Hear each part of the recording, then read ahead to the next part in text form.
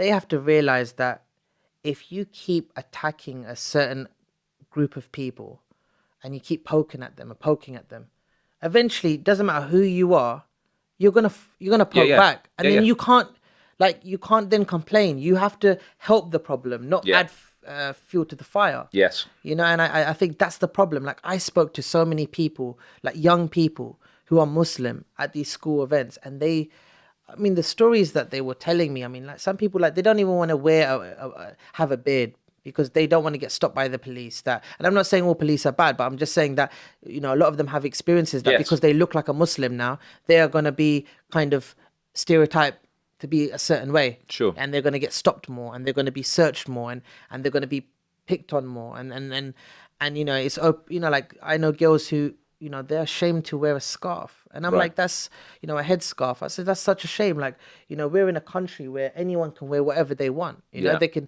express themselves however they want, whether it's like tattoos or whether it's like, dressing up and, looking nice and in a bikini or whatever you want to Yeah. wear. You can wear whatever you want. Yeah. But to dress modestly, covering up, you feel that it's wrong because then people are going to connect you to a certain type of Yeah. people, and that's wrong. Like, you want people, as I said, this is what stems from the start of the podcast. It's about trying to fit in, and I think that unfortunately Muslim people, and the media has a lot to play with it, don't feel like they fit in. And I'm drumming it into the media that, look, guys, like, I mean, now I don't think it's like, this was an issue like 4 or 5 years ago.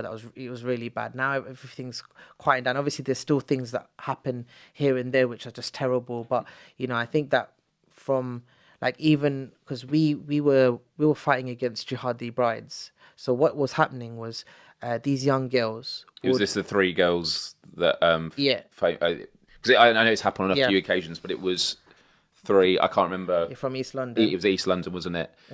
And And basically, they just got up and left. they just got up and left. And what was happening was these, And to Syria, was yeah, it? yeah. So these disgusting men, they would prey on young vulnerable girls through social media, and they would kind of manipulate them and brainwash them into thinking that, in the name of God, they should come to help fight the war, against the non-believers, Yeah. or whatever, the America, or whoever Build the they're caliphate. fighting at that. Yeah.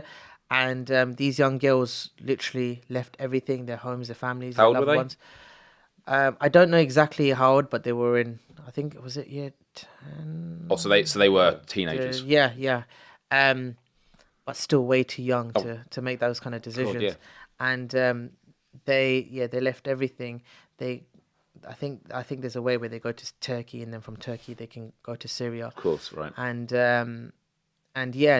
these girls, what they do is when they get there, they'll realize straight away that what they were promised and what they envisioned is not the reality of the situation, and they'll probably end up marrying some, really old guy that they've never met before, that's like 3-4 times older than them, and they will become, for a lot of these cases, sex slaves, and that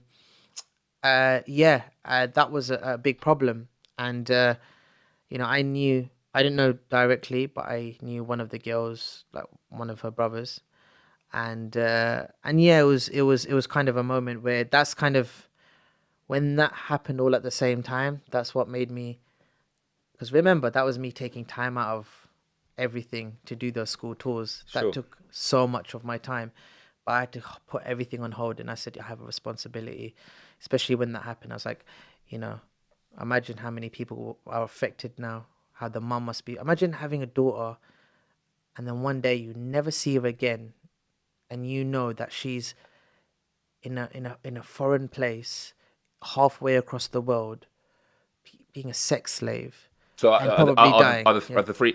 We don't know what's happened. I think that there's confirmation. I don't know, because Sure, yeah, I've kind of like, it's so weird. But look, they're not.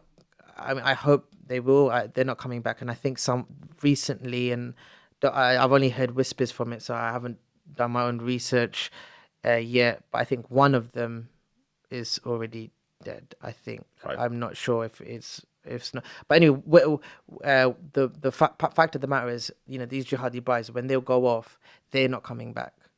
Yeah, you can't just say, oh, this didn't really work out. Let me just go back and, you know, and work in Primark. Like, it's not, that's it. That's the, you don't, that's it. Because the border won't even let. Yeah. Once you've made that decision, that's it.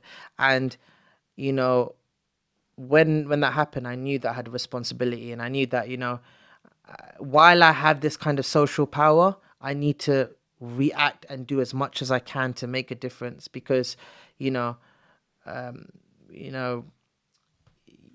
I said, I have a responsibility. You know, I feel like, you know, whether you choose to live up to the responsibility when you're in that kind of position is up to you as an individual. But for me, I knew I had to do what I had to do, because not many people who are Muslim and in the industry were kind of talking about these things, and it's not their fault as well. Like, who wants to talk about terrorism and radicalization and jihadi brides? It scares the shit out of me. I'm not a politician. I'm not, you know, I'm a comedian. I make jokes. This is not my.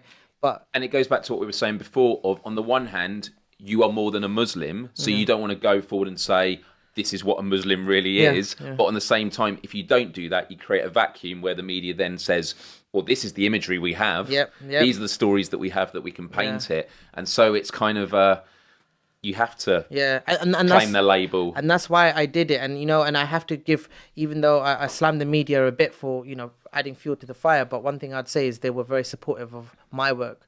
They were like, oh, yeah, finally. And you know, they, you know, I really appreciated the fact that they were writing good things, you know, not just because it's me, but because of what it would do, you know, like, and what message we're kind of, you know, trying to portray and put out there.